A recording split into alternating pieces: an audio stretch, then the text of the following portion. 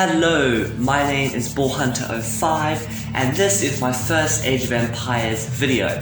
In this video I'm going to be giving you a tutorial on how to play the game, in case you've never played it before, but you're interested in watching my Age of Empires videos. So, what I'm going to do is I'm going to play against the AI, the computer, to give you an idea of how Age of Empires works. So without any further ado, let's select the single player option and then we're going to play a skirmish against the AI.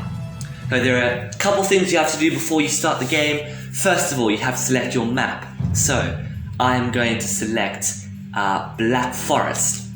Black Forest is the second most popular map. The first one is probably Arabia over there, but I'm going to be playing the Black Forest map. The next thing you have to do is select your civilization. There are many Southern Age of Empires.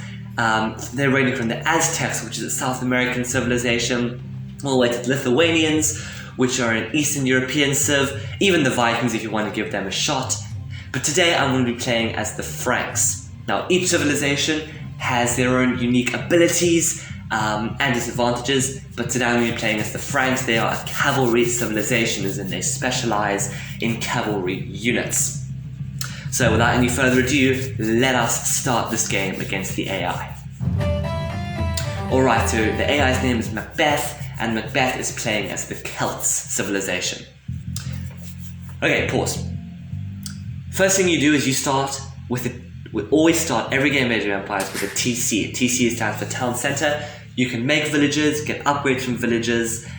We'll see that a little bit later. Then you have 3 villages themselves, and they'll use to build things and collect resources for you, so you can make more stuff in the future with those resources. You can see we have gold and food and wood already around our town center. At the top, we've got wood, we've got food, gold, and stone counts. Those are the 4 resources.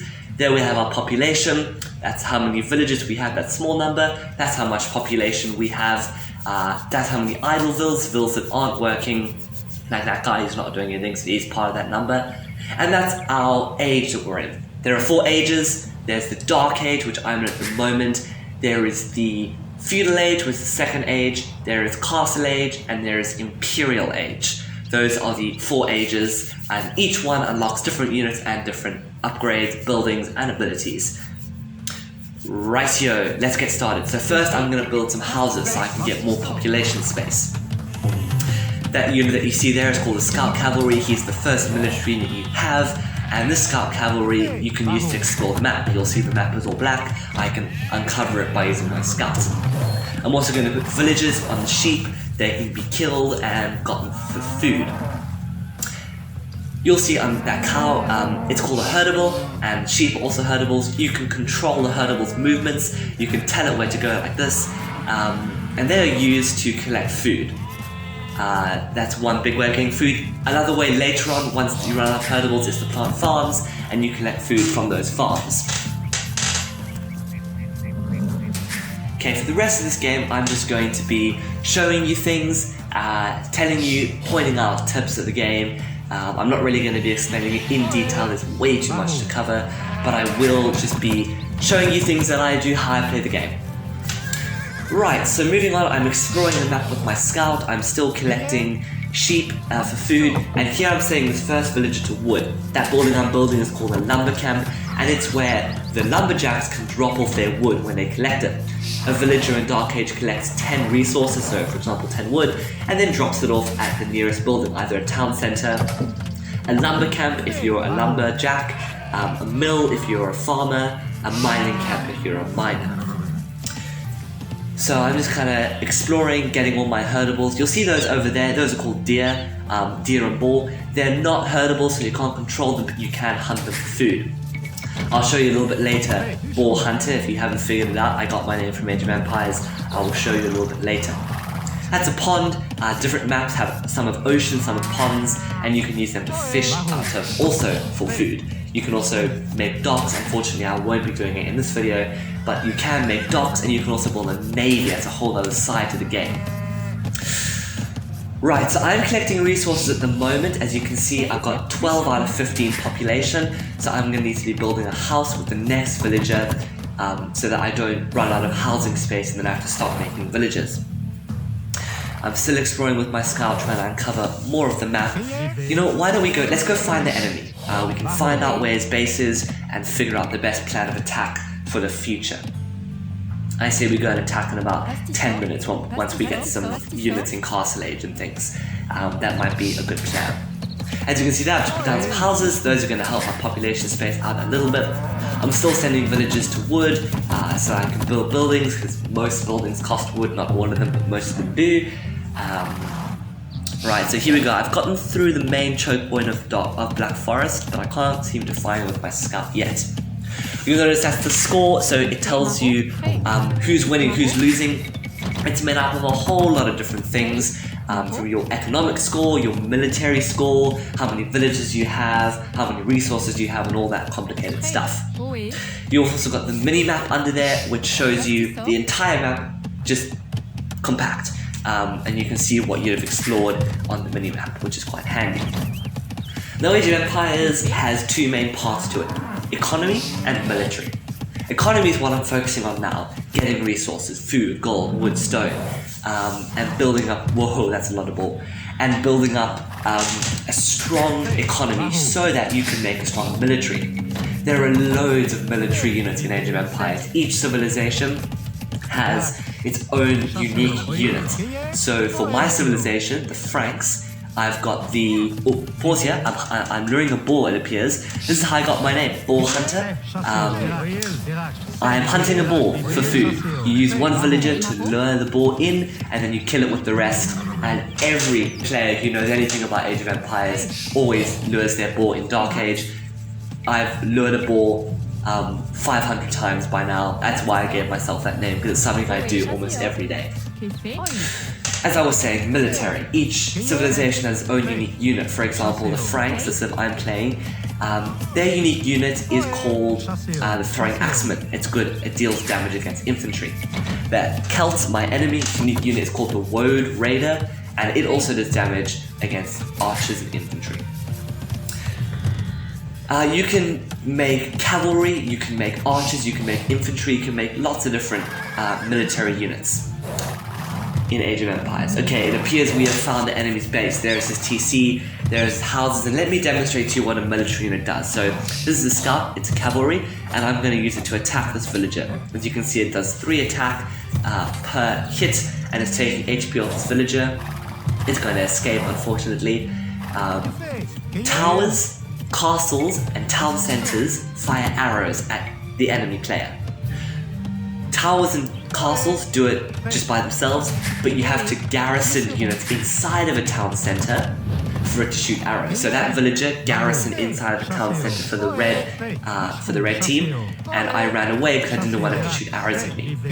That's one little thing. Here we go, I'm luring another ball. Hey, I didn't even lose any HP on my villager that time. That was cool. That's where I got my name from, Boar Hunter 05. Alright, so as you can see, take a look at the points. I am winning. I'm beating the AI by quite a few points there, which is a good start to have. Right now I'm building that building over there. It's called a barracks, the one I just placed, and it's where you make infantry from. Pikemen, swordsmen, and quite a few other military units. Back an update, I'm attacking the lumber camp at the moment with my scout. That's going to be a long time. That unit down there, the building I just placed rather next to the gold, is called a mining camp. It's where stone miners and gold miners can drop off their gold, opposed to walking all the way to the TC. You can see the flashing yellow at the top, next to the stone icon at the top. That's because I've run out of housing space. I've only got 5 houses, and each house provides 5 population space. So I've got 25 pop space, but I've got 25 villages, so I can't create any more. So now I've built another house, giving me 5 more pop space, and I can make more units. Right, I'm making one more villager, and then I'm clicking up to the Feudal Age. Just before I do that though, I'm going to research Loom. Loom is a technology which gives my villagers more HP and more attack, and it's good to have in case you get raided by the enemy. Alrighty, I have just started researching Feudal Age. You can see at the top, next to where the flashing yellow thing used to be, that I am going up to Feudal Age. When that red bar reaches the end, it means I've fully upgraded to Feudal, and I can, you'll see all my buildings look different, which is quite cool. They get upgraded, they get tiled roofs and things. At the moment I'm planting farms, which is a sustainable source of food. Excuse me, a sustainable source of food. It costs 60 wood to plant and reseed a farm. So there we go, that villager is now collecting food from that farm. And that farm will stay there. As long as I have 60 food, he will keep regrowing that farm. Okay, here we go, let's see if I can get my first kill. Oh, no, I'm not going to be able to. He researched loom, see? After I attacked him, he researched that technology, which gave his villagers more attack, and those two villagers were going to kill my scout when they tagged him, not my poor little scout. Alright, let's see, I'm almost in Feudal Age and I'm going to be able to build some new buildings, which is going to be awesome. My buildings are going to look different, get ready for it. 3, there we go. So I got thatched roofs, which shows an advance in civilization. I've got a windmill now, opposed to just a regular mill. And you can see I can build more buildings. So there I'm building a stable. This is where you make cavalry units from, such as scouts or knights, and a bunch of other fancy ones like the Step Lancer. That's one for a specific civilization, which I might show you in another video. Alright, my berries are finished and I need to plant some farms to let me get down to that. You can see at the top, every time I place a farm I lose 60 wood, but I'm going to make that wood back as my lumberjacks chop the wood. I'm making more villas, just a few more in Feudal Age so that I can get enough resources to click up to Castle Age, which is where all the exciting magic is going to happen. Right, I could place an archery range, but I'm the Franks, and the Franks don't do very well with archers, so I'm not going to do that. One thing I will do though is place a market. However, before that I need to place a house. I've been popped again, you can see the flashing yellow. I can't make any more villages because I've reached my population space. That is a research called Double Bit Axe. It's what's called economic technology, and it lets your lumberjacks cut 20% faster. Right, let me pop down another house just so I can avoid getting popped out again. And then I might put down a market and explain what a market does in a little bit. As you can see here, I'm showing you the stable menu. I can create a scout cavalry for what was that, 50, 60 food, I forgot, and a knight for 60 food and 70 gold. Right up here, I'm placing my market. Now, markets you can use in big multiplayer games when you're playing with loads of players and you're on teams to trade with one another. You can create a trade cart and you can send it to the other player's base and they will provide resources for you. Or you can use it within your own economy to exchange goods. So as you can see, I have a lot of food, I've got 1,000 food, but I've only got 200 stone. So I can sell food to make gold, and then I will buy stone, I'll sell gold to buy a stone. Alternatively, I can just mine stone, which is what I'm going to do now. Putting a villager to build a mining camp, so she will collect stone. Alright, we've just seen the AI has gone up to Feudal Age. This is probably high time for me to click up to the Castle Age. This is an easy AI, so it shouldn't be too hard to beat him. That's the trade card I was talking about earlier, but I'm not going to make one now because there's only one other player and he's my enemy, so I'm not exactly going to be trading on friendly terms with him. Alright, any second now I should be clicking up to Castle Age. I should be doing it right now. Here we go, it costs 800 food, 200 gold, and I've just clicked up the age. That will unlock Knights, which is going to be very exciting. Knights are one of the strongest units in Feudal Age, arguably. Alright, let me just finish walling. I can build stone walls now that I'm in Feudal Age. I could have built them instead of the wooden walls called palisades, but I don't know why I didn't build that. Anyway, moving on. Let's go and... oh, never mind, there's the enemy scout. Now, I know I'm low on HP, but he may not respond to my attacking. Yes, okay, let's see. Okay. Okay, I've got to quick wall these dudes in. Quickly. There we go. That stopped him from attacking my villages by putting down some building foundations. He can't walk through and he can't attack my villages. It's called quick walling. If you see an enemy, you just quick wall your units in. Stop them from being killed. Oh, there's a hole in my wall. Goodness me. Okay, that shouldn't be there. He could have just walked right in. If that had happened, that's not good. Alright, I'm about 3/4 of the way up to Castle Age, and I'm going to build one of the most important buildings called... There's another hole in my wall! You've got to be joking. Oh my goodness, okay. Focus. I am building a building called the Blacksmith, and it lets you get upgrades. So for your archers, it gives them more range, or for your cavalry, it gives them more armor, or your infantry gives them more attack, and it's a very useful building to have. Alright, I've just built my blacksmith and I'm going to research armor for my cavalry, which will give them +1 HP. I've also just come up to the castle age, which means I can make knights, which is very exciting. Let me just fill that wall in. So here we go, I'm going to queue some knights out. They are a very strong unit to use in castle age. Not much can counter them very effectively. Alright, I can also build another stable which will double my production of knights, which will make it quicker for me to go on the attack. Now, very quickly I'm going to mention counters. Counters are units that counter one another. So for example, the enemy should build pikemen, because pikemen counter cavalry. So if he's got what's called a pikeman, then he can use it to counter my knights. If he builds archers, I should build skirmishers. Skirmishers are a unit which are resistant to archers and which deal damage to archers, so they are a counter. There are lots of counters within Age of Empires, and I might put out another video just on what counters to use when you're in a certain scenario. I've been housed again like a real mobbin, so I've got to build another house. I'm going to put some more farms down. One of the bonuses of the Franks is that they can build cheap castles. Castles usually cost 650 stone, but for Franks they only cost 590 stone. So I can build a really cheap castle, and what I'm going to do now is I'm going to build a siege workshop. A siege workshop lets me make rams and other siege units which are powerful against buildings. So, with this combination I'm going to go for this strategy. I'm going to make 10 knights and send them in. Their job is going to be to protect my villagers who are going to build a castle. It's a strategy called the castle drop. When you build a castle inside the enemy's base and it shoots arrows at all its units. So I'm building rams. I've been housed again.